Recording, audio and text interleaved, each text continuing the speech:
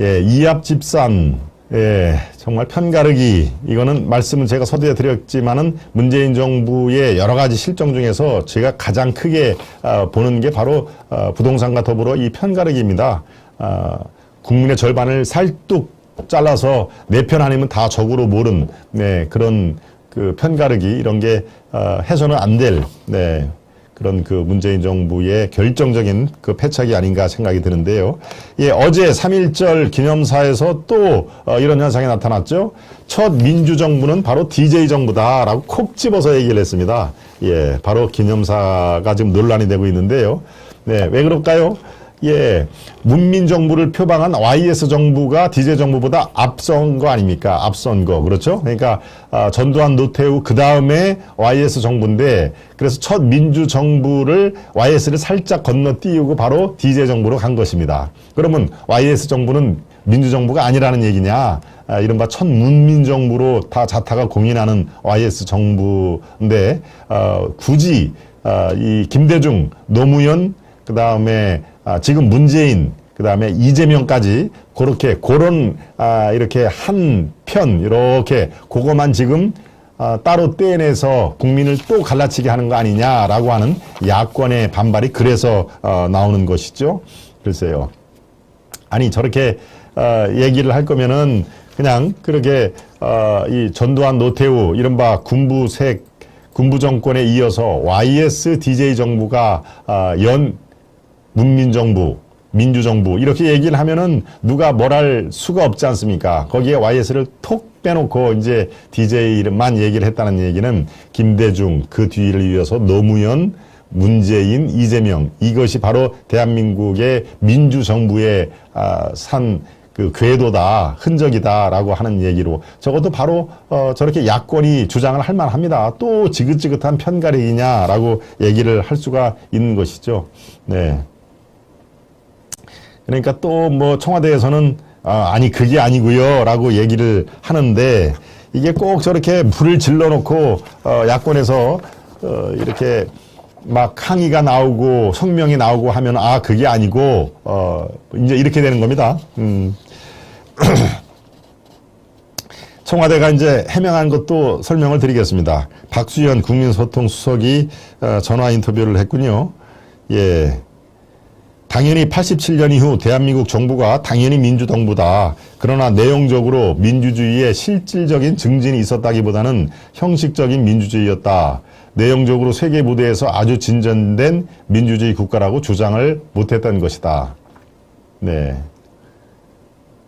평생 민주화에 몸을 바친 김영삼 대통령의 업적을 모를리 만무한데, 각종 개혁을 통해 자유와 민주주의의 가치를 세운 문민정부를 의도적으로 패싱한 저희가 무엇인가. 이거는 바로 국민의힘의 대변인단의 논평입니다. 예, 바로 저렇게 대통령이 정파적으로 역사를 규정을 한 것은 완전 왜곡을 시킨 것이다 라고 저건 뭐 야당이 당연히 성명서를 내고 항의를 할 만한 것이죠. 노태우, 김영삼 정부 인사들은 말이 안 되는 소리다. 너무 오만하다. 민주주의 기치를 세운 문민정부를 의도적으로 패싱한 것이다.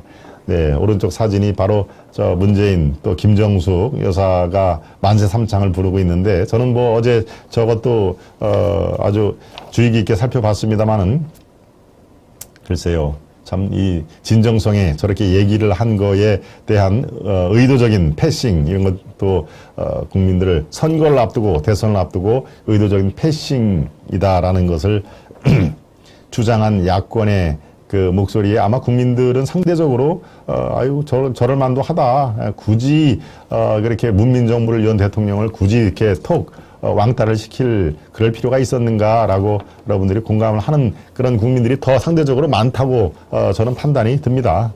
예, 그래도 이제 자기 세력 결집, 말씀을 드렸다시피 김대중, 노무현, 그 다음에 문재인, 이재명, 이것이 바로 한국 민주주의의 궤적이다라는 것을 강조를 하고 싶어 했겠죠. 네. 아무튼 기념사가 논란이 됐고요. 네. 이재명이 조원진 우리공화당 대표죠. 여기에도 야 우리 함께 합시다라고 전화를 했더군요. 네. 전화가 지금 처음이 아니라 지금 두세 번 한 걸로 저는 알고 있는데, 아까 얘기하는 이제 정치 통합, 이런 것들 대해서, 윤석열만 빼놓고는 다 이재명 쪽으로 집결을 하자. 그래서 이번에 정권 재창출이 되면은, 당신들에게도 한번, 이 정부에 이렇게 몇 자리, 이렇게 권력을 분점하겠다. 그런 얘기죠. 예. 조원진 그 후보, 저랑도 대담을 2차례나 했습니다만은, 당연히 난색을 했겠죠. 네. 정책 토론을 하자라고 역제안을 했다라고 하는 조원진 후보가 돼 있는데, 글쎄 우리 공화당의 조원진 후보가 이재명에 같이 정치합시다라고 하는 게, 이 대선을 앞두고 딱 일주일 남겨놓고, 대선 승리가 훨씬 더 급한 그런 걸로 저는 보입니다. 네. 박근혜의 막말 저주하고 이제 와서라고 돼 있는데요. 자, 이재명의 2016년 12월 6일에 그 SNS에 보면 이렇게 나옵니다. 인간이길 포기한 대통령, 법정 최고형으로 여생을 감옥에서 반성하며 보내게 해야 된다. 인간이길 포기한 대통령이라고 나오죠. 수백 명 국민이 침몰하는 배 안에서 죽어가는 걸 보고받아 이미 알면서도 늑장에 심지어 머리 올리느라 90분. 박근혜는 청와대를 나서는 순간 체포하여 구치소로 보내고 모든 죄상을 엄히 밝혀 법정 최고형을 선고한 후 남은 평생을 감옥에서 반성하며 보내게 해야 합니다. 여기는 국민이 평등한 주인인 민주공화국이므로. 이런 식으로 박근혜의 정말 뭐 최고 수준의 막말을 하고 저주를 퍼붓고 이제 와서 그 명맥을 읽는 박근혜 정신을 아직까지도 이렇게 그 당의 최고의 덕목으로 기치를 삼고 있는 우리 공화당 조원진 대표에게 우리 함께하자. 함께하자는 얘기 뭡니까? 이번에는 나를 지지해주고 당신 사퇴를 하고 내가 대통령 되면은 몇 자리 나눠줄게. 뭐 이런 얘기 아니겠습니까? 쉽게 얘기하면은. 네. 아무튼 이렇게 이합 집산이 지금 마주 거듭 우리 공화당까지도 손을 뻗치고 있다라고 하는 그런 내용인데요.